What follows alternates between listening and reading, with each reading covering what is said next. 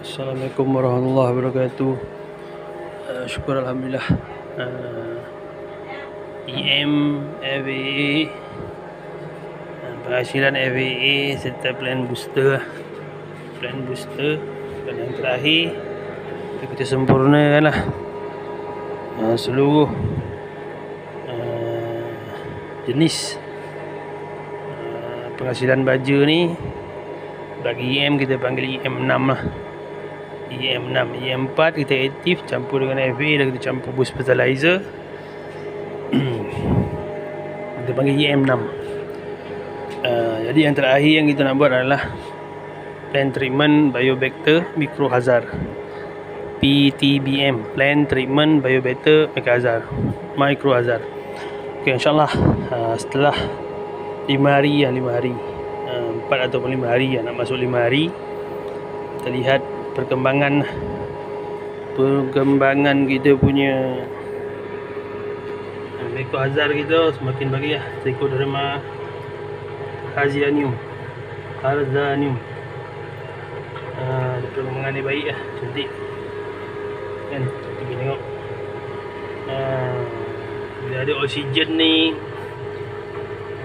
kita boleh tengok dia punya perkembangan. Trichoderma ni agak memuaskan. Jadi kalau kita suluh betul-betul dalam air ataupun tepi-tepi dia lah, tepi-tepi pada buih tu kan, kita boleh nampak dia seakan-akan ada berwarna-warna hijau. Tu Trichoderma lah yang hijau.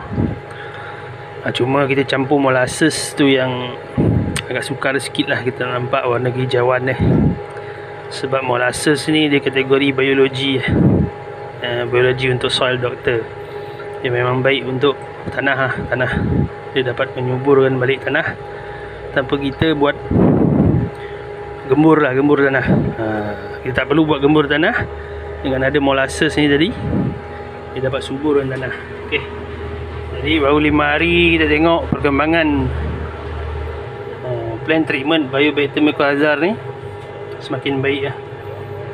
Kita boleh katakan barang jadi. Kita tengok kan, daripada halus kan, ada bintik-bintik halus. Dia berwarna-warna hijau. Itu Microhazard reaktif. Okey. Itu penting, kita kena masuk oksigen.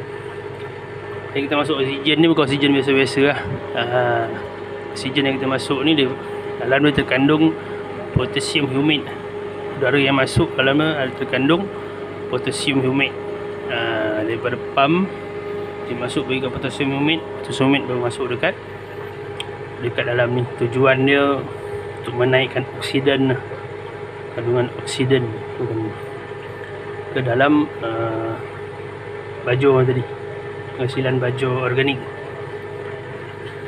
Sebenarnya tu kita nak mengelak lah, daripada dalam udara ni ada spora kan, bakteria spora ni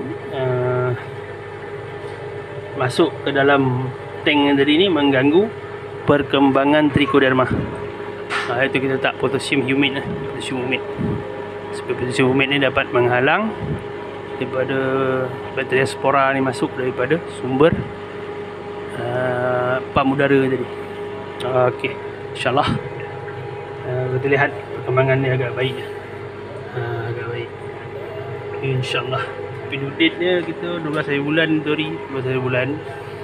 Jadi matang dia pada 11 hari bulan 12 besok. Tujuan dia kita nak memperbanyakkan Trichoderma Harzianum.